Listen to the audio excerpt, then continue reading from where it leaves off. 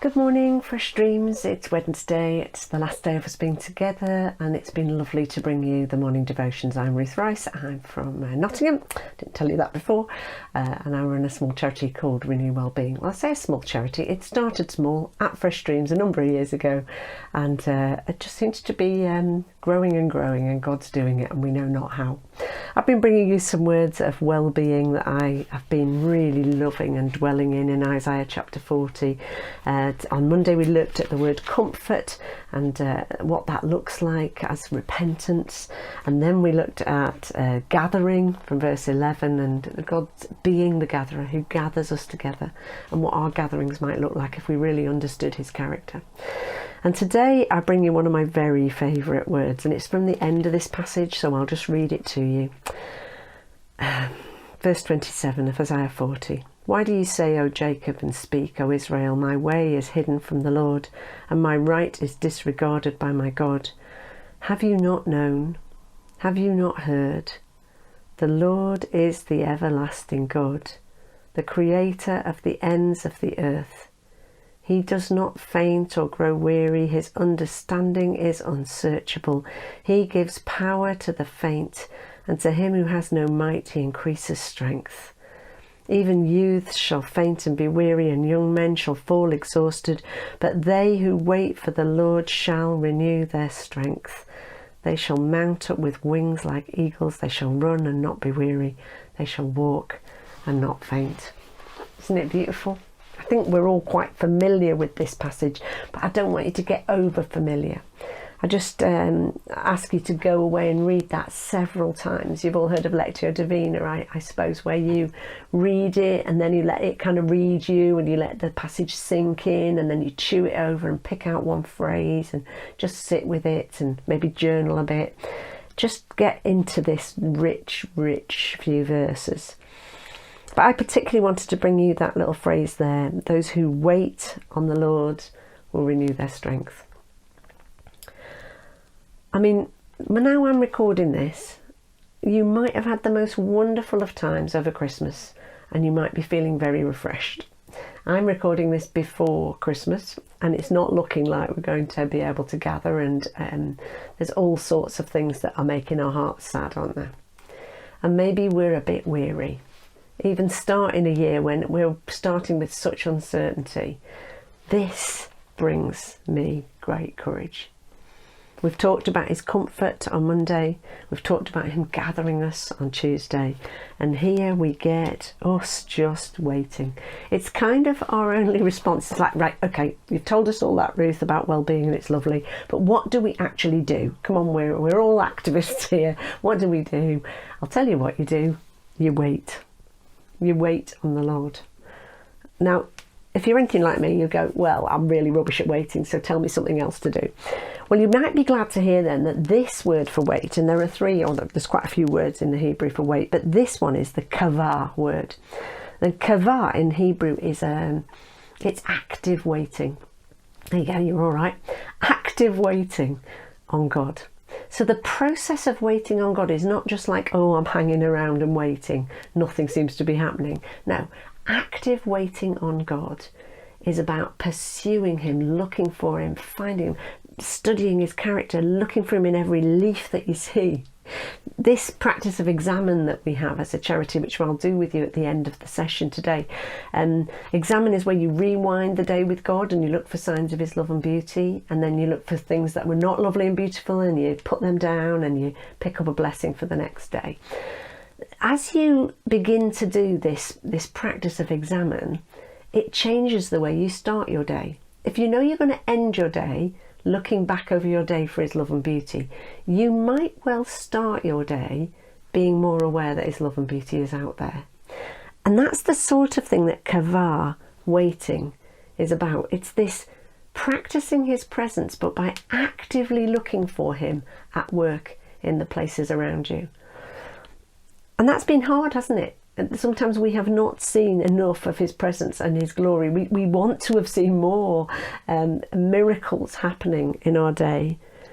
But you know what? As we wait on him, as we kavah, we begin to build like a network I'll tell you, it's the same word kavar that's used in Hebrew for a spider making a web. How good is that? That this active spinning of these gossamer thin threads of our habits and our prayers and the way in which we are attending to the well-being of our souls, that is making a web within us that will catch his well-being, his goodness, his shalom. We're wanting to catch the strength of God, and to do that we do it by kavar, by waiting on him. We're not just waiting, we're waiting on the Lord, waiting for the Lord. We know that he's there. We know he is the God of all comfort. We know he is the God who gathers us. And so what do we do about it? We actively wait. I believe for me in my life, that's been about the habits that have formed me. Many of you will know I have this habit of taking my first cuppa in the morning. In fact, this is my morning my morning mug. I think it's a little bit sycophantic to be saying myself that I'm gorgeous in the morning, but there you are, that's the one I've chosen for today. And I'm holding this mug in my hands, and as I hold it, I sit still for the duration of that first cup of tea, and knowing that as I sit still, the world will still spin on its axis, and I didn't make it happen. Isn't it amazing? There is a God and it isn't us. And as we wait on him, he renews our strength. You see, this cup being my life sometimes is completely empty. Often it is. And sometimes it needs emptying because it's got too cluttered. And these hands around the cup, that's symbolic of God holding me. And that very simple image is one of my threads of my web that I'm weaving. Whenever I take my first cup of tea, each day, and I have done for 12 years, I sit still and I breathe until it's empty, and then I fill it with a psalm and a phrase from that psalm, which is another of my gossamer threads that I'm weaving with. And then I use the Lord's Prayer at lunchtime and the examine at the end of the day, the psalm in the morning, as well as I think having a practice with the Gospels, a habit with the Gospels, reading through those Gospels over and over, as well as other sort of devotional stuff you might be doing. These are all active ways of waiting. So are things that we might have called mindfulness if we weren't Christians. Things that make us aware that as we go for a walk, we don't spend the whole walk thinking about the next thing, but we make ourselves really present in the moment.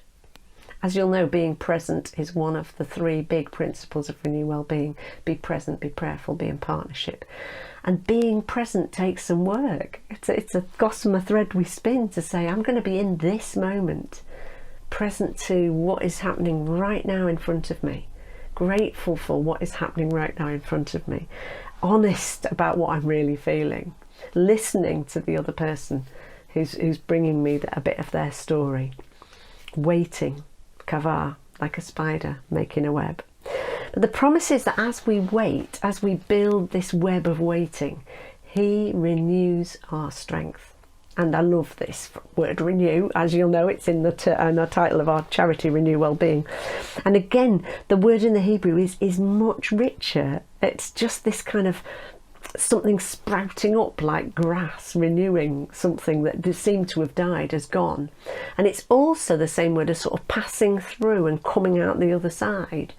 And so I kind of love it for this moment in our lives together as churches in the nation. We need him to renew us, yes, to make us new, to make our strength new for this day, to give us wisdom and renewed energy for this day. But we also need him to take us through the other side, and for us to know that there will be a day when this too will pass, and that there's something about his renewing strength that is... It's not going back to what we had before. It's moving forward into another place. We will not be where we started when we land, will we? When I'm praying for my kids, I often have like an image of an animal. Bear with me. So for each of my kids, as I pray for them, God's given me kind of a way to think about them. So for my daughter and her boyfriend, when I'm praying for them, I see these swans, and I live by a canal, so it's quite nice because I can see the swans when I walk by the canal. And often I feel like the word that God's giving me for them is that they need to stay in the water, stay in that medium of his love and his grace and the place where he's placed them, so that they're not waddling. If you've ever seen the swan out of water, it's really like waddling, isn't it? And it's hard work for it to move. And so I'm often saying to Erin, just stay right in the place where God's put you, stay in this medium that's going to help you to glide. But the other day when I was praying for them, I saw these swans lift themselves out of the water, and these massive, powerful wings took flight. And then they began to take up this. It was actually on the river, not the canal, where I was seeing them. And they went upstream and then landed gracefully on the water. And for my daughter and her boyfriend, I was believing that God was going to take them, to cause them to take flight, that it was going to be harder work to get going, but when they landed, they would not be where they started. And this is what's been happening in their lives, their jobs and stuff, as it's been unfolding.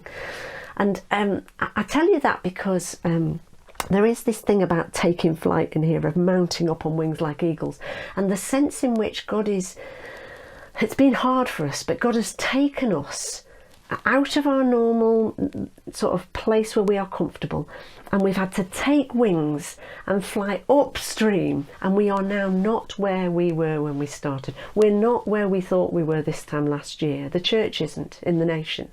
The nation isn't. The nations aren't where they thought they would be. But if we understand his work in our lives, we'll know that is part of what he's done. It's been hard work. It's been wearying, trying to work out what church is, what are we about, how do we lead this thing. But folks, you are not where you were when this started.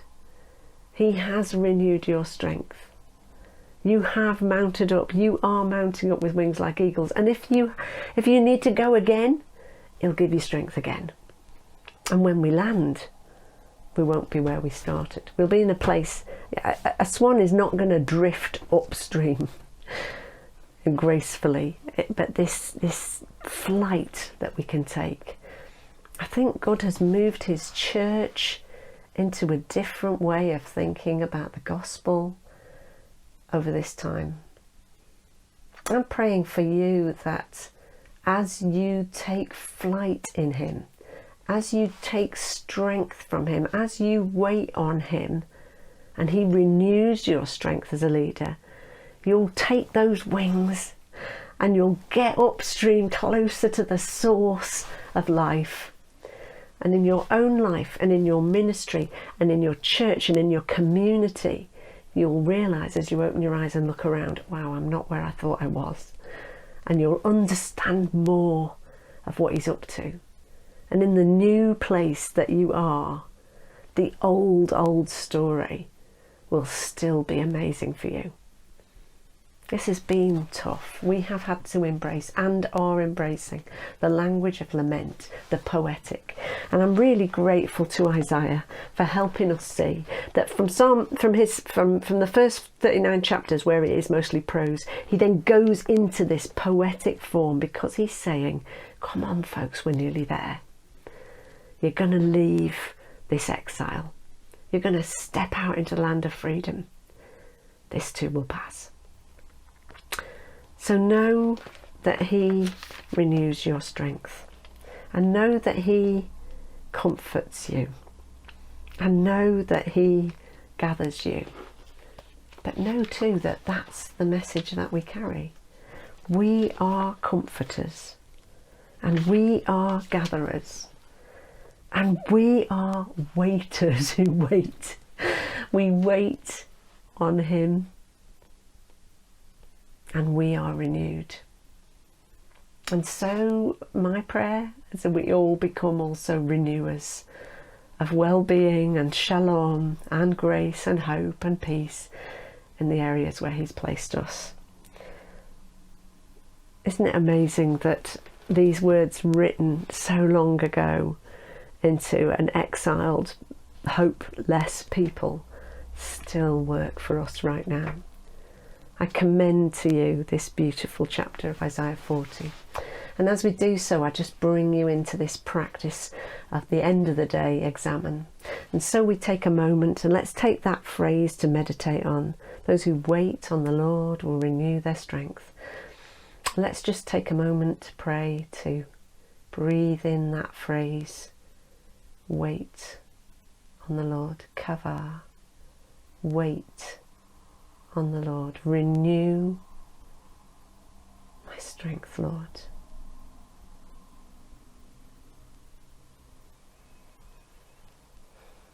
Wait.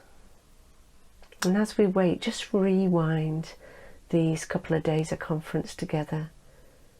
If you've been at lots of things, or you've just managed to get to one or two, what has God been saying to you? In what have you seen His love and beauty?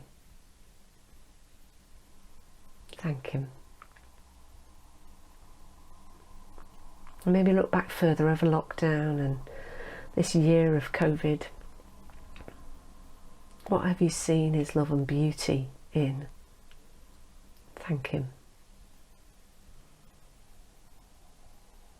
And maybe just take it to this morning as you got up and got to your screen. What's one thing that you saw His love and beauty in? Thank Him. And now rewinding again, what was not lovely or beautiful, and where it's your own fault, just say you're sorry. Receive His forgiveness.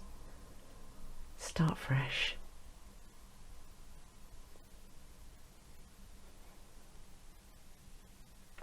And where it's somebody else's stuff that you've picked up and think that's yours to sort out, put it down at the cross.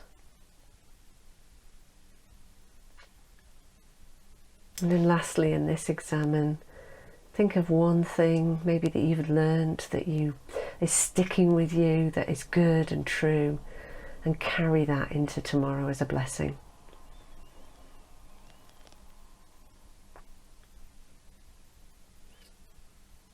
And then we speak some blessings at the end of each day over each other.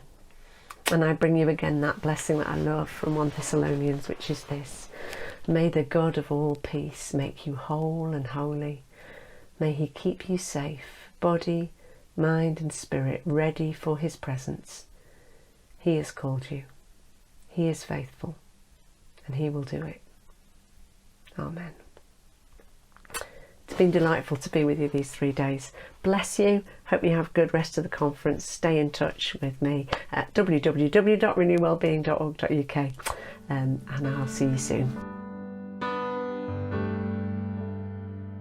I love you, Lord. Oh, your mercy never fails me, and all my days I've been held in your hands. From the moment that I wake up until I lay my head, I will sing of the goodness of God. All my life you have been faithful. All my life you have been so, so good, yeah.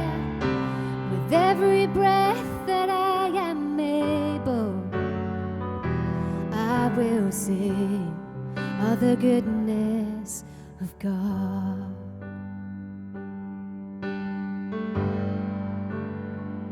I love your voice. You have led me through the fire in darkest night. You are close like no other. I've known you as a father. I've known you as a friend. I have lived in the goodness of God, yeah. All my life you have been faithful. All my life you have been so, so good, yeah. With every breath that I am able,